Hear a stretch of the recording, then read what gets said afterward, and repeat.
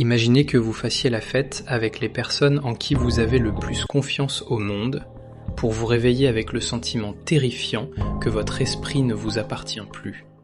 Khloé Kardashian vient de briser le silence sur une nuit d'horreur où elle a été droguée par son propre entourage. Mais ce n'est que la partie émergée de l'iceberg. Aujourd'hui, nous plongeons dans les dossiers les plus sombres de ce printemps 2026. Entre Christina Aguilera, dont l'addiction à l'Ozempic devient une question de vie ou de mort, le retour médiatique provocateur de Caleb, le frère de David, en plein procès pour meurtre, et la guerre d'ego brutale entre Blake Lively et Justin Baldoni, Hollywood ne dort plus. Les masques tombent, et ce que nous avons découvert chez Famous Shadows va vous glacer le sang. Installez-vous, l'enquête commence maintenant, clan Kardashian. Mais lors de son dernier podcast, elle a révélé pourquoi elle ne remettra plus jamais les pieds à Coachella. En 2015, alors qu'elle était en plein divorce avec Lamar Odom, Khloé a vécu une expérience traumatisante. « J'ai été droguée à mon insu, mais je pense que tout le monde le savait », a-t-elle déclaré. Khloé décrit une scène digne d'un film d'horreur, un jus spécial servi lors d'une fête privée.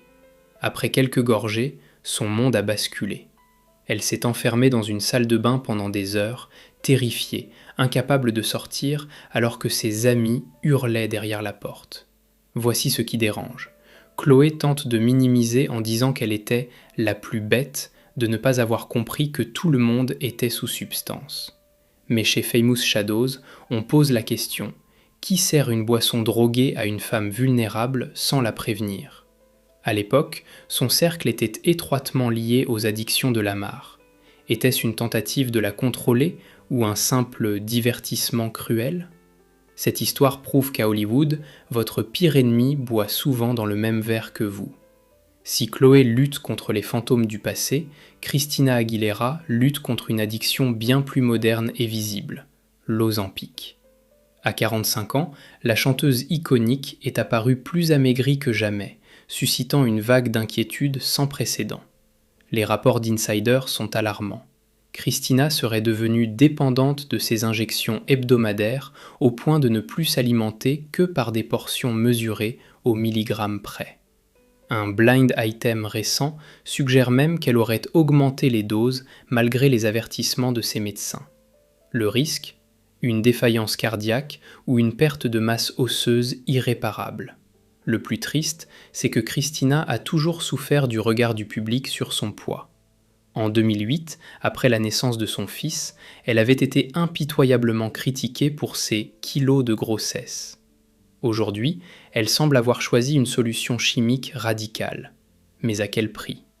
En promouvant cette image de perfection par la seringue, elle entraîne toute une génération dans un couloir sombre où la minceur vaut plus que la vie elle-même. Le Met Gala 2026 n'était pas qu'une question de mode. En coulisses, une tension palpable régnait entre Rihanna et la nouvelle sensation montante, Tyla. Tout a commencé par une vidéo virale où l'on voit Tyla attendre maladroitement sur le côté pendant que Rihanna semble ignorer tout le monde, visiblement agacée par A$AP Rocky. Tyla a tenté de calmer le jeu en publiant une vidéo expliquant son malaise. Elle raconte avoir déjà rencontré Rihanna l'année dernière, mais que cette dernière l'aurait éconduite en disant « Mon baby daddy m'appelle » avant de disparaître. Pour beaucoup, c'est le signe d'une Rihanna jalouse de la nouvelle génération. Pour d'autres, Tyla cherche simplement à créer un récit de victime pour booster sa propre notoriété. La réalité est sans doute plus simple. Rihanna n'est pas là pour se faire des amis. Elle gère son empire et sa famille. Mais le fait que Tyla ait unfollowed Rihanna sur Instagram montre que le pont est coupé.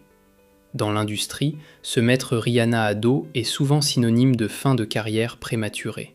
Tyla joue un jeu dangereux. Le feuilleton juridique entre Blake Lively et Justin Baldoni a pris une tournure inattendue. Bien qu'ils aient annoncé un règlement à l'amiable, la guerre continue par avocats interposés. Blake crie à la victoire, affirmant que le rejet de la plainte pour diffamation de Justin prouve sa bonne foi.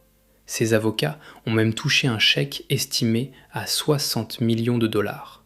Mais les images du Met Gala racontent une autre histoire. On y voit Blake snapper contre des employés chargés de manipuler sa robe. Une énergie de Mean Girl, peste, qui confirme les rumeurs de comportements tyranniques sur les plateaux de tournage. Justin Baldoni, de son côté, reste silencieux, laissant les faits parler pour lui. Blake semble vivre dans un monde de déni, où elle se voit comme une shy girl, fille timide, tout en déléguant comme un dictateur. Le public commence à se lasser de ce double jeu. Qui est la véritable victime dans cette affaire ? La réponse semble se trouver dans les regards froids que Blake lance aux caméras dès que celles-ci ne sont pas censées filmer. Nous terminons par le dossier le plus lourd, l'affaire David. Alors que David est derrière les barreaux pour le meurtre tragique de la jeune Céleste, son frère cadet, Caleb, tente de lancer une carrière musicale sous le nom de Kova. C'est une décision que beaucoup qualifient de sourde au monde. Caleb nie avoir aidé son frère à couvrir le crime, mais des vidéos le montrent backstage avec Céleste alors qu'elle n'avait que 11 ans. Caleb affirme qu'il n'était pas proche de son frère, pourtant il l'accompagnait en tournée. En confirmant la relation étroite entre David et Céleste, Caleb ne se protège pas, il donne des munitions à l'accusation. Est-il un complice qui tente de se racheter une image ou un opportuniste qui utilise le sang de Céleste pour vendre ses chansons Imaginary Love et Sex ? La coïncidence du timing est trop parfaite pour être honnête. Chez Famous Shadows, nous suivons ce procès de très près. La justice pour Céleste ne peut pas être une plateforme de marketing pour Caleb. Hollywood est un théâtre où les plus belles lumières cachent les plus sombres secrets. Que ce soit Chloé qui affronte ses traumatismes, Christina qui met sa santé en péril pour une image, ou la famille de David qui se déchire sous nos yeux, le prix de la célébrité est exorbitant. Qu'en pensez-vous ? Caleb exploite-t-il la mort de Céleste ? Blake Lively est-elle la méchante de l'histoire ? Laissez vos théories en commentaire, je lis tout. Abonnez-vous à Famous Shadows.